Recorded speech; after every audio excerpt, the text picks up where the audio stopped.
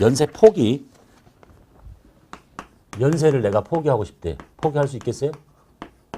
나라가 이러이러한 것들은 면세라고 규정을 했는데, 예를 들면 이제 도서죠. 출판사도 책을 파니까 면세 사업자야. 근데 나는 책을 팔 때 그냥 과세하면 안 됩니까? 과세하고 부가세 걷어내고 나도 사업할 때 부담했던 매입세 다 돌려받고 싶습니다. 면세 포기할게요. 이렇게 하면 나라가 면세를 규정한 이유가 없겠죠. 나를 때문이 아니라 지금 저것들을 쓰는 사람들을 위한 건데, 면세는 원칙적으로 포기할 수가 없는데 딱 두 가지의 경우에만 면세를 포기시켜 줍니다. 내용을 보면 이해가 될 거예요. 설명을 들으면. 자, 영세율 적용 대상. 이 물건이 영세율이 적용이 되더래. 가장 대표적인 사례는 이래요. 자, 이제 외국인데, 이게 한국에, 이 사람이 뭘 하는 사람이냐면 꽃을 재배하는 사람이야. 꽃을 국내에 공급하는 건 면세예요. 근데 이 사람이 이제 꽃을 외국에 수출한단 말이에요, 이렇게.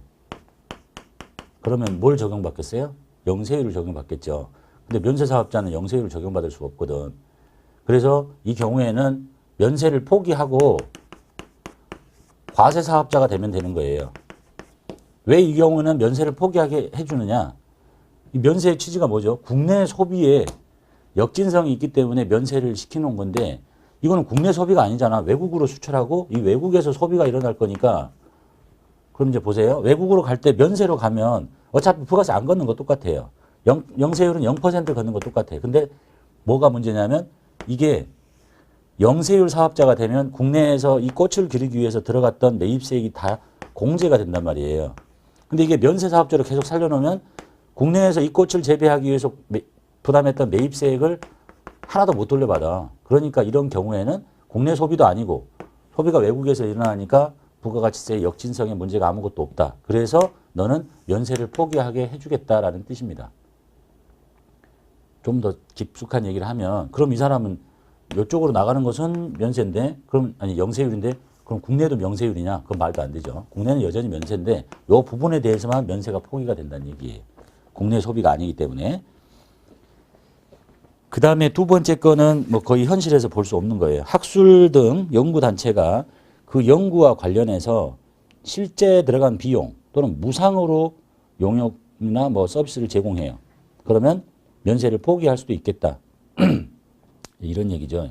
우리 주로 면세는 대상이 최종 소비자를 위한 건데, 어떤 사람이 나처럼 개인적인 사람이 어떤 학술이나 연구단체에다가 연구를 의뢰하겠어요? 뭐 저희 집사람 요즘 이상합니다. 좀 연구 좀 해주세요. 이런 사람 거의 없죠. 다 사업자야, 거의 다. 그러니까 사업자의 편의상 서로 저 사람들은 세금계산서를 주고 받는 걸 좋아하기 때문에 포기시켜주기도 하고, 그 다음에 실제로 자기가 연구한 돈만 받거나 아예 돈을 공짜로 받아. 뭐 그런 연구단체가 어디 있겠어요? 거의 없다고 보시면 되겠죠. 그래서 흔하지 않고, 그 다음에 여기 정도. 영세율을 적용되는 것은 국내 소비가 아니기 때문에 면세를 포기할 수 있구나. 면세를 포기하는 순간 이제 과세 사업자가 되는 거예요. 포기 절차 볼게요. 이것도 한번 나왔었네요. 부가세의 면제를 받지 않으려면, 즉 면세 사업자가 되지 않고 과세 사업자가 되고 싶으면 면세 포기 신고서를 제출하시면 돼요. 저는 면세를 하지 않겠습니다. 이제 이 경우에 지체 없이 사업자 등록을 해야 되는 거예요. 과세 사업자가 됐으니까.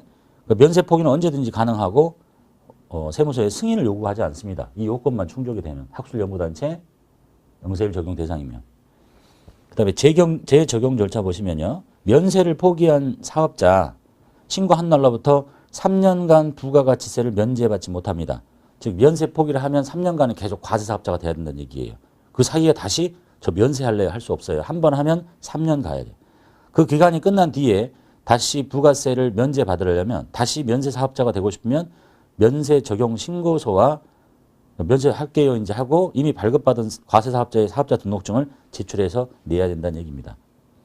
면세 적용 신고를 제출하지 않으면 계속해서 면세를 포기한 걸로 본다. 한번 면세 포기하면 3년간 가야 되고 아무 말이 없다고? 그럼 계속 면세를 포기한 걸로 보겠다라는 게 내용의 전체입니다. 그 다음에 이 조금 암기하셔야 될 내용이 하나 있는데, 제가 이제 객관식 문제는 거의 풀어드리지 않지만 여러분이 그냥 봐서 잘 암기가 안 되는 게 하나 있어서 제가 그거만 표로 순서대로 정리해 드릴게요. 지금 여기 표 하나만 기억합시다. 혼자 하면 이해 잘 안 되니까 요것만 잘 기억하시면 돼요. 부동산의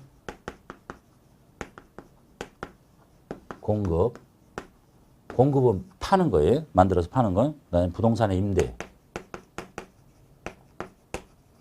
이거 빌려주는 거, 받고 월세 받는 거. 그다음에 구분을 토지 또는 이제 땅 뺀 나머지 거, 건물, 뭐 상가, 뭐 이런 것들이죠. 아파트 이런 거. 자, 이제 과세 면세 여부를 따지는데 이제 외우는 순서 설명드릴게요. 부동산을 공급이야. 근데 땅이야. 아까 봤죠? 부가가치 구성요소 토지 면세야. 얘만 면세입니다. 그리고 나머지는 다 과세야. 외우실 때 다 과세. 자, 그런데 이제 예외가 없는 법이 없으니까 부동산의 공급은 면세예요. 나머지는 다 과세야. 그런데 이제 여기 외우고 이리 갑니다. 부동산의 공급인데 땅이 아닌 것 중에 집이 있어요. 집. 근데 집인데 국민주택이야. 서민들이 사는 집. 국민주택의 공급은 아까 면세라고 배우셨죠. 왜? 서민들이 사는 집이니까. 국민주택의 공급은 면세하겠다. 그러면 국민주택은 25.7평인데 이거보다 더 큰 집은 과세라는 얘기지. 딱 요것만 면세야. 국민주택, 서민들이 처음으로 집을 사는데 과세시키면 되겠니? 면세해줘야 되겠다라는 얘기고, 나머지 이거보다 더 큰 주택, 집이에요. 상가는 사이즈하고 상관없어. 상가는 무조건 다 과세야. 자, 그 다음에 이거 내려와, 이쪽으로. 자, 이 사람은 이제 돈이 조금 있어서 집을 산 거죠. 그런데 이 사람은 이제 돈이 없어서 임대를 해.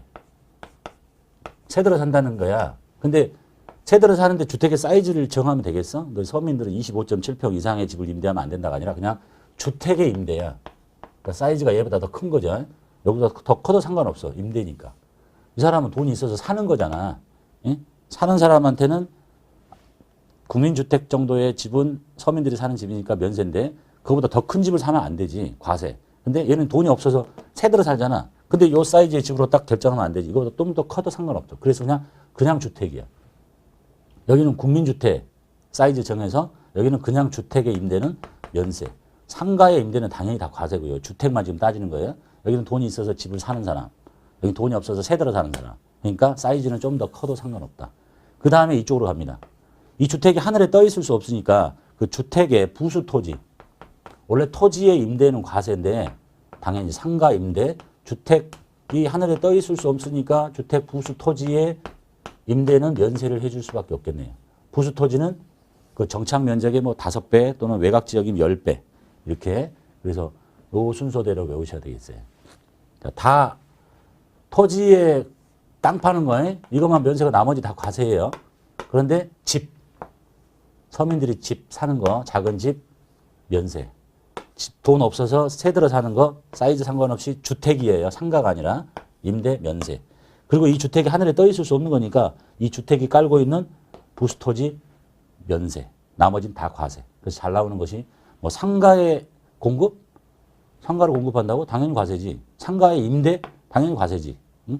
그렇게 암기하시면 되겠습니다.